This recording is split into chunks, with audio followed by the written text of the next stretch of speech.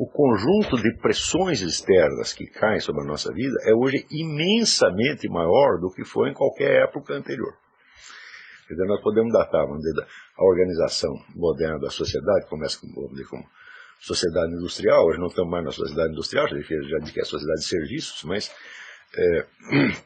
isso começa a se complicar, onde a partir do século XVIII, fim do século XVIII, começo do século XIX, é chamada Revolução Industrial.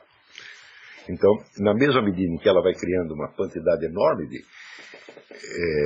riquezas e uma disponibilidade de serviços que seria impensável em outras épocas, ela também vai criando um conjunto de pressões e exigências, tá certo? Que se qualquer, vamos dizer, camponês ou burguês da Idade Média visse isso, ele morreria de terror, de pensar que ele ia ter que viver sob esta pressão, né, o tempo todo.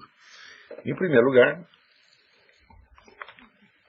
vamos dizer, a pressão dos horários. Nós esquecemos que, vamos dizer, durante muito tempo, só houve um horário rigoroso para os monges. Só os monges tinham horas certas para fazer as coisas. Tá certo? O horário de todos os outros era altamente flexível, né? Quer dizer, que hora, por exemplo, que o camponês tem que levantar para trabalhar no solo? Tá certo? Não é um horário preciso, isso aí varia conforme a época do ano e conforme as suas conveniências, tá certo? E se ele não quisesse levantar para trabalhar um dia, isso não ia fazer a menor diferença. Então, a pressão dos horários não existia. Existia para os monges, mas era uma pressão de ordem disciplinar, moral, que lhes fazia bem e que eles desejavam.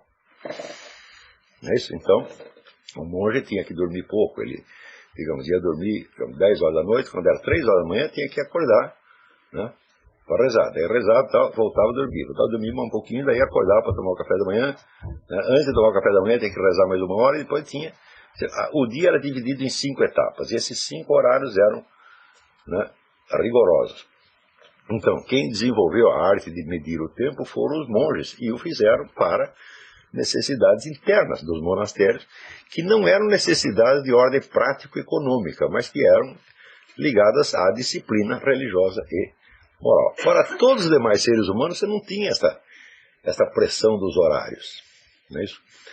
Hoje você sabe que uma desobediência ao relógio pode destruir a sua vida. Se você chega no emprego atrasado 5, 6, 7 vezes, você perdeu o emprego. Isso quer dizer, você pode não ter o que comer no mês que vem. Então, isto é uma pressão monstruosa e destrutiva que pesa sobre todos nós. Nós vivemos com medo do relógio. E esquecemos que isto é uma experiência nova na espécie humana. Nós imaginamos ingenuamente que isto é o destino humano. Isso não é o destino humano. Isso é uma coisa inventada, apareceu num certo momento, tá certo? Que se desfará em outro momento. Também, vamos dizer, esta separação rígida entre os momentos de trabalho e os momentos de lazer que nós temos hoje, ela não existia na maior parte do tempo, na maior parte das civilizações. Quer dizer, os dois elementos, o elemento de trabalho e o elemento lúdico, estavam tão, vamos dizer, indistintamente misturados, tá certo? Que não precisavam um dia específico, uma data específica, tá certo? Para os seus lazeres. Tá certo? Por exemplo, os camponeses plantadores que trabalhavam cantando. Você consegue imaginar uma fábrica moderna onde as pessoas trabalham cantando? Não é possível isso aí. Se você vai cantar na hora do expediente, você perde o emprego. E, no entanto, gerações e gerações e gerações de camponeses trabalharam cantando. Você diz, agora vamos parar e vamos nos divertir. Parar e nos divertir, porque nós estamos nos divertindo aqui. Está compreendendo? Então, há uma série de elementos que vêm da simples organização física da sociedade, e que pesam sobre nós com exigências que podem se tornar bastante angustiantes. Mas elas são angustiantes não somente pela sua presença e pela pressão que exerce, mas também pela sua ausência. Porque quando você perde esta conexão, por exemplo, você perde o emprego, perde os horários, etc, etc. Você fica completamente perdido na sociedade. E você se sente isolado, desamparado e perseguido, pode ficar até paranoico por causa de uma coisa dessa. Tá certo? Então, eu, por exemplo, me lembro, quando eu era jovem, se eu perdi o emprego, ficava, né,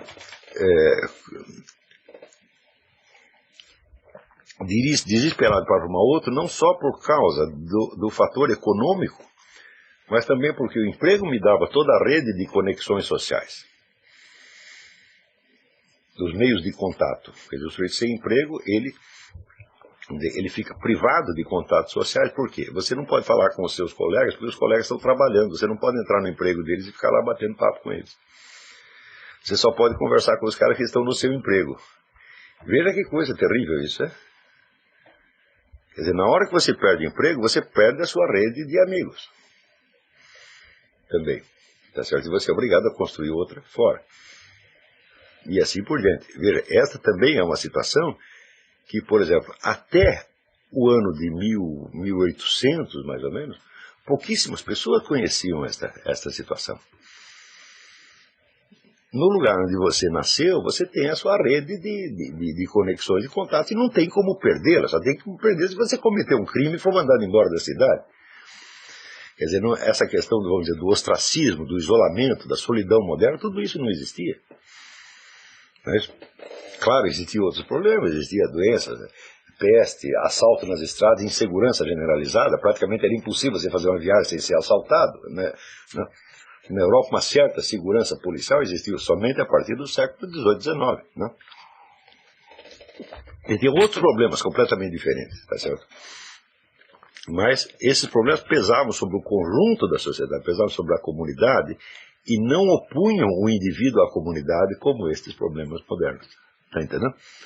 Quer dizer, a maior parte das pressões que pesam sobre o indivíduo moderno são pressões que o isolam da sociedade. Quer dizer, é muito mais fácil você ser marginalizado e ser ostracizado hoje do que em qualquer outra época da história. O número de pessoas, né, que numa cidade grande como São Paulo ou Rio de Janeiro se sente marginalizada, separada, solitária, é enorme, é imenso. Tá certo? Isto nunca existiu em nenhuma outra época da história humana. É um fator novo, tá certo? E como é um fator novo, ele não faz parte da natureza humana, e a natureza humana não está automaticamente habilitada a lidar com essas situações. Tá certo? Então, todos estes elementos são forças de alienação. Mas por isto mesmo, justamente porque elas, vamos dizer, se interpõem entre você e os seus sonhos, você e seus objetivos, você e seus valores interiores, por isso mesmo elas constituem um desafio que só pode ser enfrentado mediante um esforço individual extra. Esforço individual extra de quê? De você juntar os caquinhos da sua existência, tá certo? E tentar restaurar a unidade da sua consciência.